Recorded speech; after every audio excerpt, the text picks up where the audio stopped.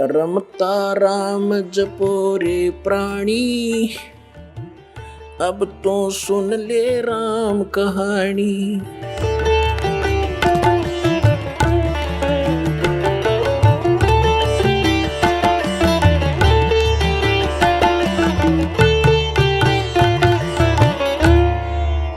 अब थोड़ी सी कहते हैं,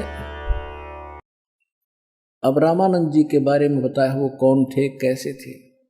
भगति दरावड़ देश थी, यहाँ नहीं एक रिंच, ऊत भूत की धामना या पाखंड और परपंच।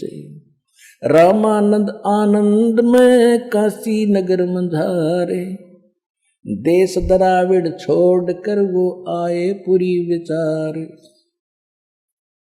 अब स्वामी रामानंद जी के साथ आगे लिंक होता है इस कथा का, इसलिए गरीबदास जी ने बीच में थोड़ा हिंट दिया है कि स्वामी रामानंद जी ये बहुत बड़े विद्वान ब्राह्मण माने जाते थे, वेदों गीता पुराणों के। और काशी एक हमारे पूरे विश्व के अंदर काशी अध्यात्म का एक केंद्र माना जाता है। तो जब रामानंद जी द्राविड़ देश में दूर रहने वाले थे, उन्होंने जब देखा कि ऐसे पवित्र नगरी में ये नकली ब्राह्मणों ने वहां पर ऊत भूत की पूजा पाखंड प्रपंच का प्रचार कर दिया है, तो वहां जाकर उन्होंने वेद शास्त्रों गीता अनुसार ज्ञान देने की सोची, वहां आकर रहने लगे। लेकिन उनके विचारों से, क्योंकि लोग संस्कृत बहुत बोलते थे, एजुकेटेड बचपन से पढ़ने लगते थे, तो वहाँ की आसपास के क्षेत्र के लोग बड़े प्रभावित हुए कि रामानंद जी बड़े विद्वान पुरुष है, जिस कारण से ब्राह्मणों के एजुकेटेड बच्चे उनके शिष्य हो गए और 1400 ऋषि शिष्य बना दिए, जो केवल वेद गीता और पुराणों के आधार नाम लेकर के वो प्रचार करते थे। तो लोगों में कुछ वहाँ भक्ति पनपी, और लेकिन वो पाखंड भी बराबर चल ही रहा था। तो उसी समय क्या बता रहे हैं कि रामानंद भक्ति दरावड़ देश थी, यहाँ नहीं एक रिंच, काशी में ऊत भूत की धावना पाखंड और परपंच। रामानंद आनंद में काशी नगर मंझारे, देश दरावड़ छोड़कर वो आगे पूरी विचार।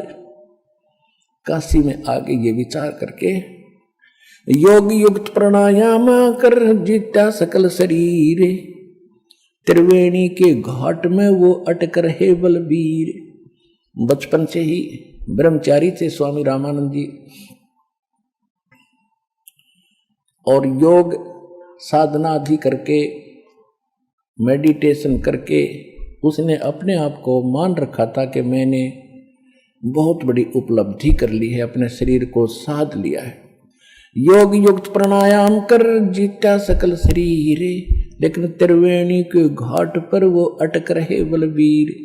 आगे चल के 3 रास्ते हो जाते हैं, उसको त्रिवेणी बोलते हैं। अभी तक किसी को ज्ञान तो था ही नहीं। जब हम यहां से चलते हैं, त्रिवेणी किसको बताते हैं कि जहां इला और पिंगला आगे जाके सुषमना में मिल जाती हैं, वहां उनको कहते हैं त्रिवेणी। नहीं, इससे आगे चल के जब हम त्रिकुटी पर पहुंचते हैं, त्रिकुटी के बाद फिर 3 रास्ते होते हैं। त्रिकुटी के बाद 3 रास्ते, वो त्रिवेणी कहलाती है।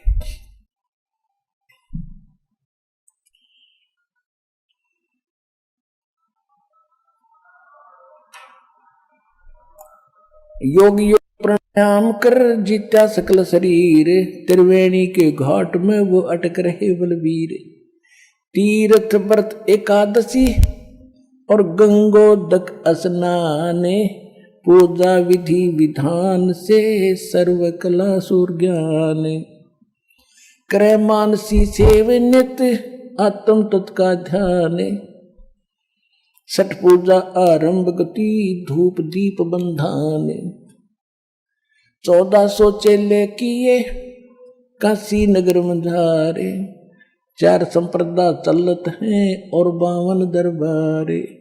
अब इतनी प्रभुता होगी थी स्वामी रामानंद जी की, 1400 तो ऋषि शिष्य बना दिए थे ब्राह्मणों के बच्चे, जो रामानंद जी के ज्ञान को आगे प्रचार कर रहे थे। और तीर्थ व्रतों और इन मानसिक पूजा किया करता था भगवान की जौ की। तो एक तो षटकर्म होते हैं, ये सारे करता था। उनमें से षटकर्मों में से एक है शाल्यग्राम की पूजा। शाल्यग्राम मीन भगवान विष्णु श्री कृष्ण जी की कोई मूर्ति, पत्थर, पीतल, चांदी की।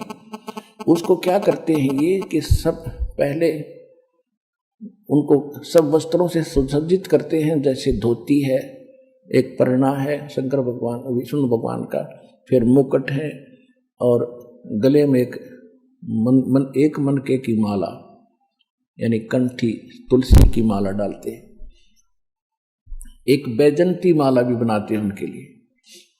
तो ऐसे वो मानसिक करता था, मूर्ति बनाकर नहीं करता था, मन मन में कल्पना करता, जैसे सोपन देखा करते हैं, ऐसे प्रतिदिन अभ्यास कर रखा था स्वामी रामानंद जी ने। कहते 5 वर्ष के जब हुए काशी मंज कबीरे, दास गरीब अजब कला ये ज्ञान धान गुण थीरे। गुल भया काशी पूरी ये अटपटे बैन बिहंगे, गरीब दास गुनी थके वो सुन जुल्हा पर संगे। 5 वर्ष की आयु में जिस उद्देश्य को लेकर भगवान आते हैं। ऋग्वेद मंडल नंबर 9 सूक्त 86 के मंत्र 26 और 27 में, ऋग्वेद मंडल नंबर 9 सूक्त 82 के मंत्र 1, 2, 3 में, ऋग्वेद मंडल नंबर 9 सूक्त 96 के मंत्र 16 से लेकर 16 से लेकर 20 तक, ऋग्वेद मंडल नंबर 9 सूक्त 94 के मंत्र 1 में, ऋग्वेद मंडल नंबर 9 सूक्त 95 के मंत्र 2 में, ऋग्वेद मंडल नंबर 9 सूक्त 54 मंत्र 3 में, ऋग्वेद मंडल नंबर 9 सूक्त 20 मंत्र 1 में, ऋग्वेद मंडल नंबर 9 सूक्त 1 मंत्र 8 और 9।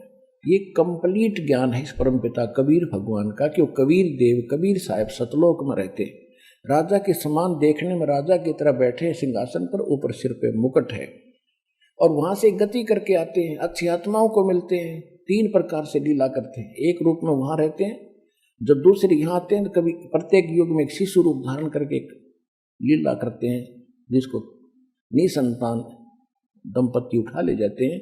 फिर धीरे धीरे लीला में करते हुए बड़े थोड़े से ऊपर बड़े होते हैं तो बचपन से ये प्रचार करना शुरू करते हैं, क्योंकि वो अच्छी आत्माओं को मिलते हैं, उनको ज्ञान देते हैं, तत्व ज्ञान समझाते हैं, कवियों की तरह आचरण करते फिरते हैं, जिस कारण से वो प्रसिद्ध कवियों में से भी एक कवि भी कहलाते हैं, लेकिन वो होते हैं परमात्मा। तो उसी आधार से तो वही प्रमाण गरीबदास साहब दे रहे हैं। क्या बता रहे हैं? काशीपुरी गुल भया काशीपुरी ये 5 वर्ष के जद भये काशी मंज कबीरे, गरीबदास अजब कला ये ज्ञान ध्यान गुण थीरे। 5 वर्ष के जब हुए इतना गजब का ज्ञान बताया करते थे कि बड़े बड़े विद्वानों के छक्के छुड़ा देते थे। जैसे रामानंद के छोटे मोटे 1400 ऋषि कहीं सत्संग कर रहे होते थे तो परमात्मा खड़े होकर एक प्रश्न करते थे, क्या कौन ब्रह्मा का पिता है, कौन विष्णु की माँ, शंकर का दादा कौन है, पंडित जी दे बता। या इनकी टाई टाई फिस, ये तो अजर अमर है, इनके कोई माता पिता नहीं है, तो क्या बकवास करता है। बंद कर देते इसको बात सुनना। आप सुन रहे थे जगत गुरु तत्वदर्शी संत रामपाल जी महाराज जी के मंगल प्रवचन। अधिक जानकारी के लिए विजिट कीजिए हमारी वेबसाइट www.jagatgururampalji.org। संत रामपाल जी महाराज जी के शुभ आशीर्वाद से पूरे विश्व भर में 500 से भी ज्यादा नाम दीक्षा केंद्र हैं, जिन पर संत रामपाल जी महाराज जी द्वारा ऑनलाइन निशुल्क नाम दीक्षा दी जा रही है। अपने नजदीकी नाम दीक्षा केंद्र का पता करने के लिए संपर्क करें 8222880541।